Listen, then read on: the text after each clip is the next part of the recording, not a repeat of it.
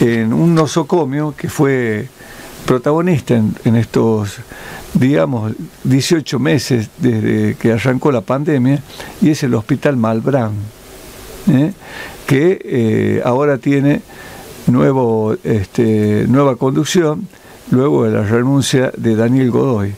Quien se hizo cargo de esto, designada por el Ejecutivo Provincial, es Joana Carrizo. Joana, ¿cómo le va? José Alcina Alcobar la saluda. Buenos días, José, ¿cómo está? Un placer para toda la audiencia. Bueno, felicitaciones ante todo por esta designación, que por supuesto lleva implícito una gran responsabilidad. ¿Cómo encontró el Hospital Malbrán? Bueno, yo vengo trabajando en el hospital desde que se inauguró. Sí, pero una cosa es mirarla desde la conducción, otra cosa es mirar desde la esfera de la laboriosidad solo, ¿no? Me parece. Sí, mire, no hay una diferencia realmente muy arbitraria. Venimos trabajando muchísimo desde el primer día. Sí. Somos un grupo pequeño, pero venimos cumpliendo muchas funciones, ¿sí? No somos una institución con todas las funciones que cualquier otro hospital puede o tiene. Sí. En la actualidad, entonces la tarea el rol que uno cumple muchas veces son un rol para una persona son muchas cosas. En equipo. Cumplimos varias tareas al mismo tiempo y siempre es en equipo, exactamente. Claro. Entonces usted vio todo, digamos, y estuvo en la cuestión de decisiones. Tanto decisiones junto con el doctor Godoy, así como también gestión, atención directa con pacientes. ¿Y cómo está hoy el hospital? Es decir, está bien, usted estuvo dentro, pero ¿cómo está hoy en todo, no? Digamos, la población, ¿cómo está? En cuanto a ocupación de cama, es menor al 30%. Eso, como ya lo he mencionado, se ha determinado en gran escala por la vacunación. Sí.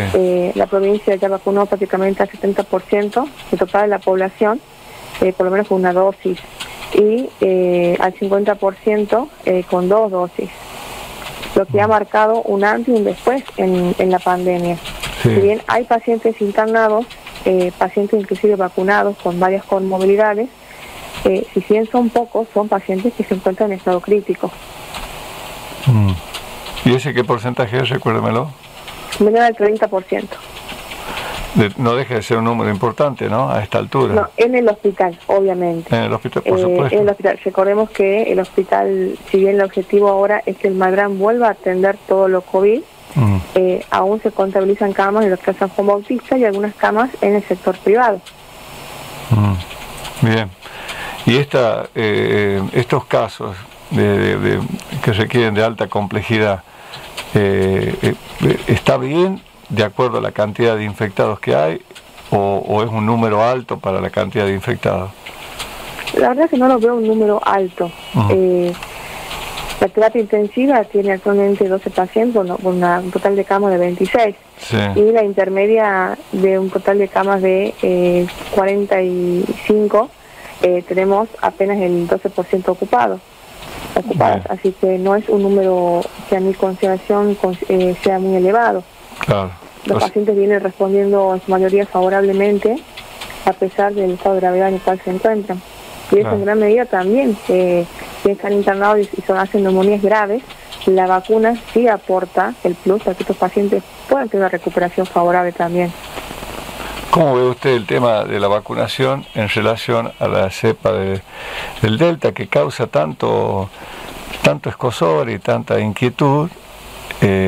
Porque, bueno, lo que se conoce es que se multiplica muchísimo la cantidad de casos rápidamente, pero que tiene aparentemente un grado de mortalidad inferior a la cepa que nos acoge, ¿no?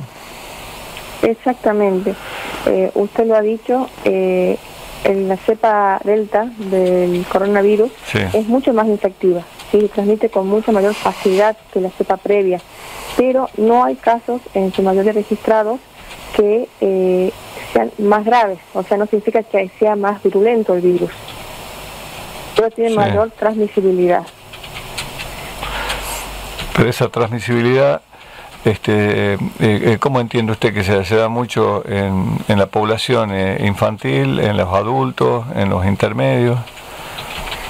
Mire, porque ahora ya está, ya está declarado que es comunitario, no en todos lados. Exactamente. Sí. No acá en Catamarca todavía, pero otras provincias ya.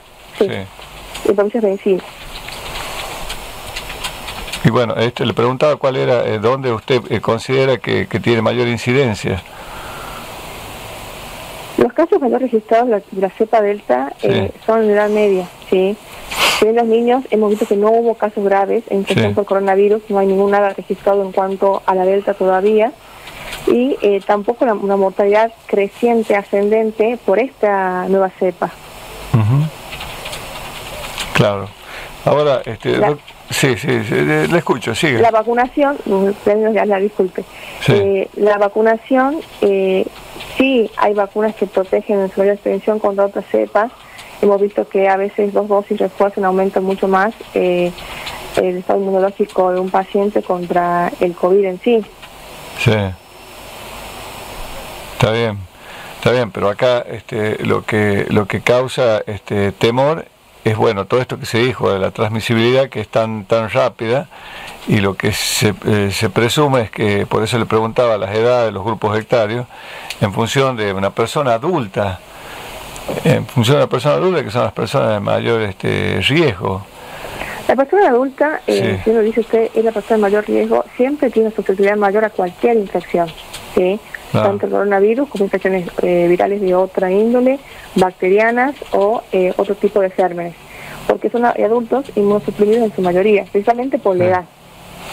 Entonces, independientemente del germen, si que los afecte, siempre es una población de mayor riesgo, independientemente del germen que los afecte. ¿Y cómo estudian ustedes la población de Catamarca? Es decir, somos una población más vulnerable, idéntica al resto del país, estamos dentro de las poblaciones en donde hubo, en lo que hace a la cantidad de habitantes, una importante mortalidad y número de casos. Exactamente, y por ende de mortalidad. Catamarca, con la pandemia y la protección personal, hemos visto que tienen una enfermedad que también es una pandemia y hay que tratarla, que es la obesidad. La obesidad por sí ya es una enfermedad que tiene un ensayo inflamatorio crónico. Entonces predispone a que la población sea mucho más vulnerable a esto y a otras patologías en sí. Si vemos en las estadísticas, el factor común de prácticamente el más del 90% de los pacientes que han fallecido eran obesos, sin sumar las otras comorbilidades asociadas que también tenían. Pero en su mayoría, la mayoría tenían obesidad. Grado 1, grado 2, obesidad mórbida, en pacientes inclusive jóvenes. Bueno, hay un estudio que leí el otro día que sorprende muchísimo. En algunos departamentos, incluido la capital, se dan casos de entre 40 y 60% de personas obesas, ¿no? Totalmente. Y la sorpresa también es que tenemos niños obesos, adolescentes obesos. Sí. No es solamente el adulto mayor, tenemos niños obesos. Entonces eso influye, por eso se tomaron medidas que las he visto en cuanto a educación desde el punto de vista nutricional. Sí. Nos tocaba a veces dar informes médicos y muchos por ahí creían que el hecho de que el paciente esté un poquito más excedido de peso era un sinónimo de salud. Y de explicarle a muchas personas que quizás no han tenido acceso o no conocían tanto, que eso no estaba bien, que eso era un factor de riesgo en realidad, que era malo para el paciente. Claro. Entonces hemos tenido también que luchar contra eso en algunos casos, pero básicamente Catamarca, uno a simple vista, uno no notó eso, uno cuando trabajaba en el Hospital San Juan, o hacía consultorio, si bien hacia el índice de masa corporal, análisis del paciente, no veía en realidad el grado de obesidad tan incrementado que tenemos en la provincia, no solamente en la provincia, sino a nivel mundial. Es una pandemia. Sí, tampoco en Catamarca yo veo que hay gente que ni conoce que es el IMC, no sabe, no lo tiene en cuenta, y a raíz de que no lo tiene en cuenta también, por supuesto, la vida sedentaria y otros factores que seguramente la alimentación. Claro. Sí, claro, no es lo mismo comer que alimentarse. Exactamente. Así que es un tema que nosotros tratamos de mantener, que el paciente siga una dieta, un tipo de alimentación a futuro, que sepa lo que está bien, lo que está mal, qué es comer sano. En cuanto a las posibilidades que cada uno tiene, vamos tratando de habituarnos también a ello. Ah. Bien, usted dice que un alto porcentaje de aquellos pacientes que ingresaron al Malbrán y que, bueno, su enfermedad se agravó, eran personas obesas. Exactamente. Qué bárbaro. Sí, en su mayoría. Y actualmente los que están internados, su mayoría son obesos. Claro. Pero estamos hablando de lo máximo, no de obesidad mórbida, sino de obesidad. Muchos obesos mórbidos, sí. Ah, mórbida también. Sí. ¿Y es mujeres y hombres o indistintos? Mire, sorprendentemente hemos tenido una mayor incidencia de internación del género masculino en esta última etapa. Siempre sobresalió más el género masculino en internación de los pacientes COVID que el femenino. Hubo un pequeño tiempo en que se invirtieron los roles, pero a predominio siempre afectó más al hombre. Claro. Está bien. Después, la vez pasada leí un informe bastante interesante con respecto al tema de la ingesta de alcohol, ¿no? Sí, el ingesto de alcohol ha sido un tema de conversación desde el inicio en cuanto al COVID. Pero le escucho que quería preguntar. Sí. Bueno, esto, la ingesta de alcohol, en lo que se da en muchos jóvenes que no entienden que baja su potencialidad y anticuerpos y todo lo demás, como consecuencia de la excesiva ingesta de alcohol, la mala alimentación, y bueno, y esto que manifiesta usted, que después determina obesidad y otros factores que supongo que son de riesgo. Así es. Los efectos en sí del alcohol son numerosos, diversos. Sí. Generan, más allá de úlceras, daño a nivel hepático, a nivel cardíaco, a nivel sistema hematológico, hay problemas neurológicos, o sea, generan muchas complicaciones a nivel orgánico general, no es que afecta únicamente, muchos dicen, no, toma alcohol, me voy a hacer mal la pancita o del hígado, no. El alcohol genera trastornos severos a nivel orgánico, a nivel sistémico. Sí, como decías, a nivel hematológico, a nivel sanguíneo y a nivel neurológico, alteración en la memoria, el aprendizaje, tanto estado anímico, exactamente. Sí. Tiene muchos efectos a nivel de nuestro cuerpo. Bueno, con esos casos se han dado ustedes en el Malbrán, ¿no? O sea... Hemos tenido pacientes, no en su mayoría etilistas, pero severos, pero sí hemos tenido pacientes que consumían alcohol. Claro. Bueno, pero también acá, doctora, es muy importante, usted dice, tenemos pacientes etilistas, bueno, es fundamental dar, difundir esto, es fundamental. Ustedes tienen, y permítame, aprovechando la ocasión, ustedes tienen un banco de datos tan enorme que se ha dado como consecuencia del COVID-19, en donde fue el disparador, entiendo, desde el punto de vista de comunicador, de periodista, de que han podido analizar qué es lo que le pasa a la población. Fíjese todo lo que hemos hablado en estos casi 10, 15 minutos, de diferentes factores que no necesariamente tienen que ver con la infecta del COVID-19, sino con todas las derivaciones y la complejidad que se generó a raíz de otras enfermedades preexistentes. Así es. Nosotros tenemos estadísticas, tenemos toda la información que continuamente, mensualmente, así en el mes la íbamos analizando, y hemos visto cuáles son los factores de riesgo principales en los pacientes con COVID-19. Uno por ahí pensaba el paciente con artritis reumatoidea, el paciente oncológico, y a sorpresa hemos visto los pacientes que menos se nos ha complicado. Pacientes con cáncer activo, en tratamiento con quimioterapia, radioterapia, leucemias, linfomas, son los pacientes que han podido atravesar la enfermedad exitosamente y continuar con su vida, mientras que otras en sí, los que tienen síndrome metabólico, la obesidad, la diabetes, la hipertensión, la dislipemia, las alteraciones a nivel de colesterol, grasas en la sangre, son los pacientes que han sido mucho más vulnerables a esta enfermedad. Claro. Pacientes jóvenes únicamente con obesidad grado 1. Ya ingresaron con neumonía grave. Y tenemos pacientes quizás añosos, sin una patología grave y que evolucionan mejor a pesar de la diferencia de edad. Pues ya el hecho de tener, por ejemplo, la obesidad o ser diabético ya era una condición que nos limitaba mucho y marcaba la evolución del paciente. Bien. Bueno, el plantel del Malbrán es un plantel que ha sufrido modificaciones en estos tiempos, siguen los mismos integrantes, porque usted asume como directora, estaba dentro del plantel profesional médico, pero se han incorporado otros profesionales, sigue el mismo equipo, el único que se retiró de la dirección es el doctor Godoy. ¿Cómo es?